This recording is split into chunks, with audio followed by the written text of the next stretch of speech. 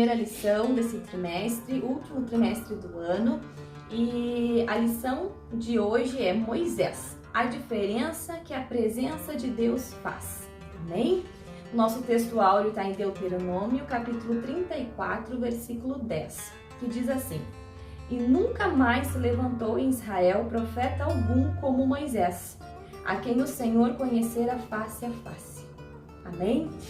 O texto base, que a gente usa para essa lição está em Êxodo, capítulo 33, do versículo 1 ao 6. E eu trouxe um convidado especial para a gente falar, Como a nossa lição é sobre Moisés, eu convidei Moisés para vir aqui. Pode passar aqui, seu Moisés.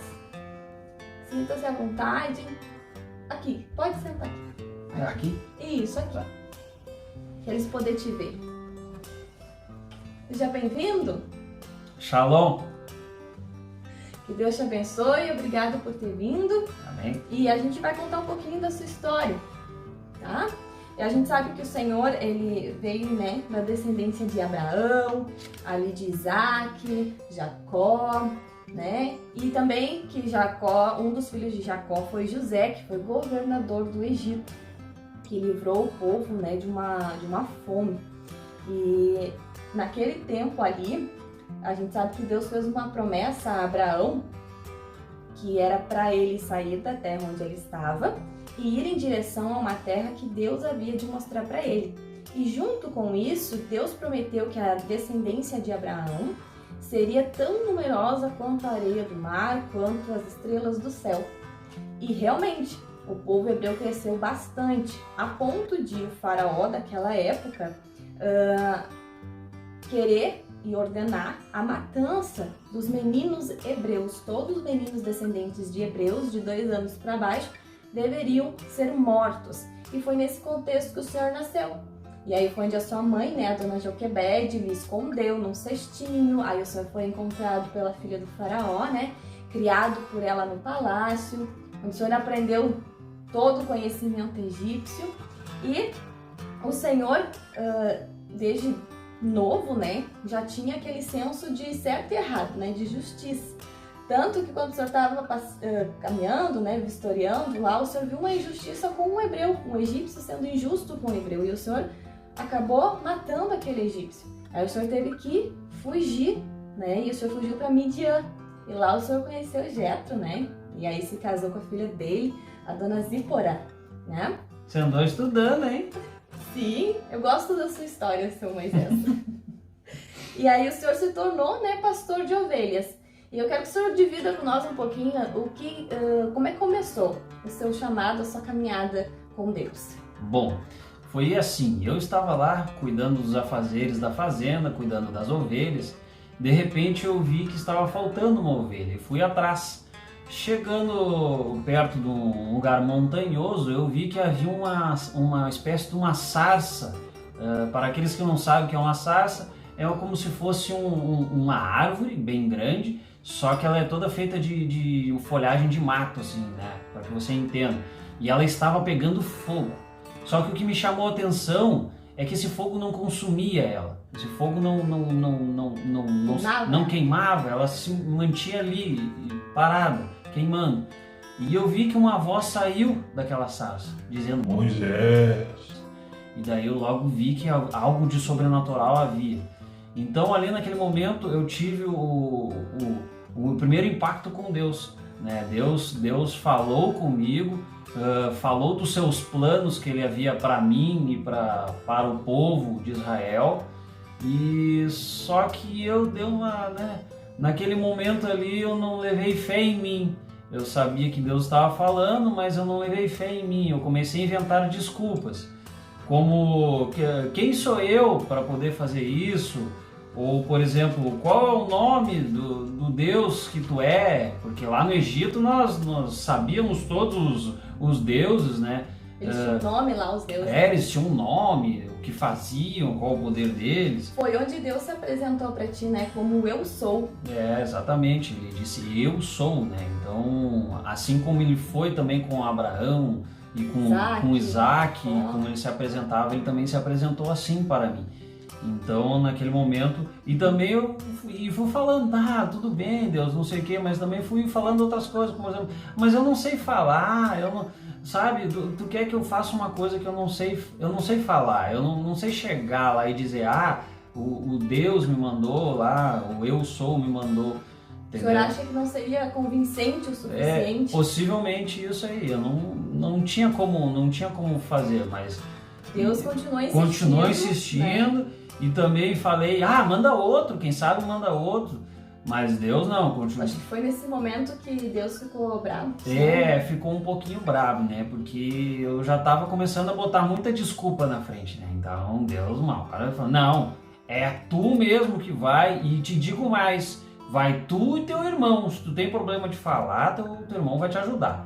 Daí fui lá, né, e deu certo. Deu certo, tanto que a gente sabe, né, que através da sua vida e da vida do seu irmão aconteceram, né, as 10 pragas do Egito, também milagres sobrenaturais, a sua firmeza em falar com o faraó, né, também, isso provou que Deus havia lhe chamado. Deus operou maravilhas lá no Egito. Operou maravilhas. E aí quando o povo, o senhor conseguiu... Sim, após acontecer o faraó nos liberou, né, para ir. Só que ao chegar no Mar Vermelho ali, na travessia, quando atravessamos... Deus abriu o mar, Abriu, né? claro, com certeza, mais isso ainda, né? O senhor levantou seu cajado... Tô sem ele hoje, esqueci. É que com a sua idade... Tem que dar um desconto, velho. Aí o que acontece? Deus, toquei no mar, as águas se abriram, então o povo todo passou, né? E isso já viu o faraó atrás, já com essas carruagens e querendo pegar a gente, e a gente atravessou, teve fé e passou com os pés enxutos lá, glória a Deus. Chegando do outro lado lá, o mar se fechou, né? Matando o faraó e todo mundo, seus cavaleiros e cavalos e carruagens, e então nós estávamos livres. Mas ali, naquele momento, eu até então sabia de tudo que Deus havia me revelado, eu não sabia dali para adiante, então eu precisava do momento a sós com Deus. Então eu subi ao Monte Sinai, deixei o povo aos pés do monte e subi ao Monte Sinai. Chegando lá em cima, eu tive que conversar com Deus, saber os próximos passos, as instruções, o que deveríamos fazer e não fazer. Seria uma nova vida, né? Seria uma nova vida, porque o povo estava liberto, o povo estava, né, agora num novo rumo, agora os planos de Deus iam usar. Agora o negócio ia decolar. Então o que acontece? Nós chegamos lá, então eu me separei do povo, subi sozinho, cheguei lá em cima e Deus apresentou as tábuas da lei, os 10 mandamentos. Ele mesmo pegou as pedras, ele mesmo escreveu nas tábuas, né? Esculpiu certinho na rocha ali as tábuas e escreveu as leis. Então eu peguei aquelas tábuas, né? Me gloriando com a presença de Deus, desci o Monte Sinai. Chegando lá embaixo, o que eu vejo? Um povo idólatra, entendeu? Adorando um bezerro de ouro que eles haviam feito com as joias que vieram do Egito. Eu vi aquilo dali e pensei comigo assim, meu Deus, e agora? Esse povo é esse povo que tu quer salvar? Peguei irado, no momento de ira da minha parte, um erro meu, humano que sou, peguei as tábuas e quebrei no chão. Quebrei tudo, deboli tudo, quebrei tudinho. Então assim, naquele momento ali eu percebi, eu estava irado, eu estava brabo, mas não com Deus, e sim com aquele povo que não reconhecia todos os milagres que Deus havia feito, tanto no Egito quanto cruzando o Mar Vermelho. Mas então eu me acalmei. Mas esse seu momento assim gerou consequências ou não? Com certeza, porque Deus havia feito as tábuas da lei para o povo. Independentemente da minha reação, era para o povo aquelas leis. O povo ainda não sabia das leis de Deus, eu sabia, entende? Mas o povo não sabia. Cabia a mim ter a paciência, a temperância para poder passar para o povo. Só que naquele momento humano, eu, né, quebrei as tábuas. Então eu percebi o erro que cometi. Eu percebi, caí por mim, percebi o erro. Então o que eu fiz? Conversei com Deus mais uma vez e Deus mandou, não, pega outras tábuas, talha na rocha ali outras tábuas e sobe novamente sozinho ao Monte Sinai, que eu mesmo vou escrever uma cópia daquela que tu quebraste. Daí eu, com certeza, peguei, obedeci isso, eu mesmo tirei da rocha 2 tábuas idênticas e levei ao Monte Sinai lá para cima e fiz. Deus fez, né? Escreveu, não eu. Deus escreveu e foi isso aí que aconteceu. Que bom, isso a gente aprende, né, São Moisés, que a gente não pode agir pelo momento, né? Assim, agir de impulso, A né? nossa ira nunca deve prevalecer nas nossas decisões. Porque isso gera consequências, né? Gera consequências. E eu tomei a atitude de falar com Deus também. Então foi 2 coisas. A nossa ira não deve nos levar a tais atitudes, e também nós devemos tomar a atitude de resolver os problemas quando isso porventura acontecer, né?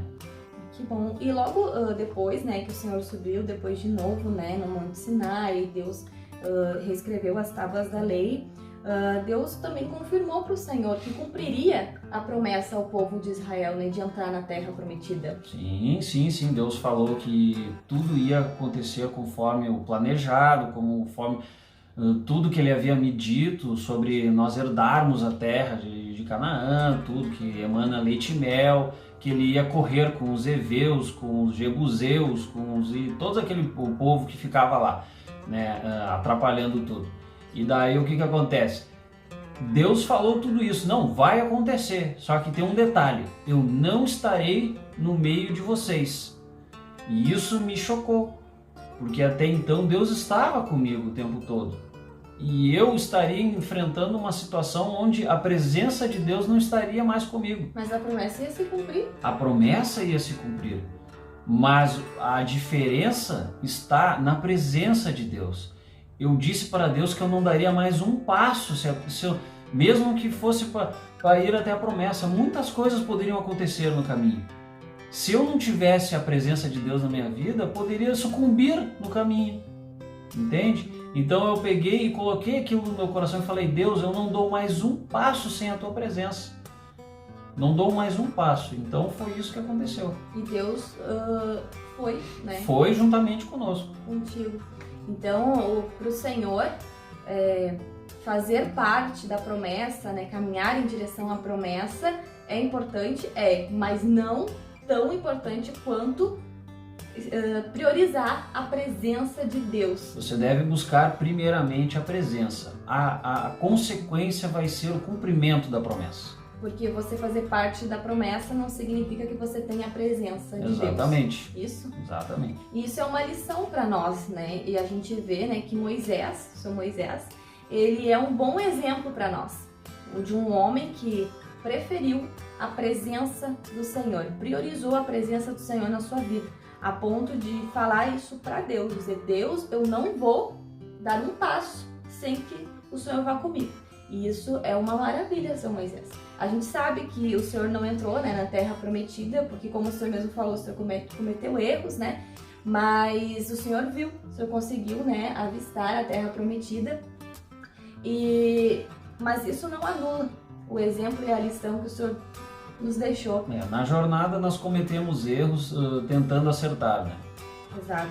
E eu agradeço, São Moisés, pela sua vida, agradeço pelas suas escolhas, tanto as certas como as erradas, porque a gente aprende com as duas. E agradeço pela lição que o Senhor nos deixou, de que a presença de Deus, ela tem que ser prioridade, é ela que faz a diferença na nossa vida, né? Amém. E quando quiser me chamar de novo, pode chamar. Vou chamar o Senhor sim, São Moisés, fique à vontade. Agora a gente vai fazer uma oração com os jovens que estão nos assistindo, com as pessoas que estão nos assistindo. Eles estão ali? Sim, eles vão nos assistir, sim. Ah, certo. Isso. Eu quero te convidar para nesse momento, vamos fazer uma oração e vamos falar como Moisés falou, que nós não vamos fazer mais nada na nossa vida sem a presença de Deus. Que Deus esteja conosco em todos os momentos da nossa caminhada. Amém? Amém. Curve a tua cabeça e vamos orar. Senhor Deus, muito obrigado por mais essa oportunidade que o Senhor tem nos dado de aprendermos um pouco mais da sua palavra. Obrigado, Deus, por ter deixado registrada essa história linda do seu Moisés. E, Senhor, nós estamos aqui para te pedir que, assim como o Senhor foi com Moisés em toda a sua caminhada, seja conosco em toda a nossa caminhada. Que em todo lugar que nós formos, a tua presença vá conosco. E que através da nossa vida, a sua presença seja real na vida de outras pessoas. Que elas possam ver através de nós que o Senhor é o Deus Todo-Poderoso e que o Senhor vai nos levar para o céu. Eu te peço, Deus, em nome de Jesus, abençoa cada um que assistiu essa lição, que elas possam aprender e guardar no seu coração. E visita, Senhor, a cada um nesse momento. Eu te peço e te agradeço no teu nome santo. Amém. Amém. Que Deus te abençoe, uma ótima semana e não se esqueça, a presença de Deus faz toda a diferença. Amém. Deus abençoe e até a próxima. Até a próxima lição. Tchau!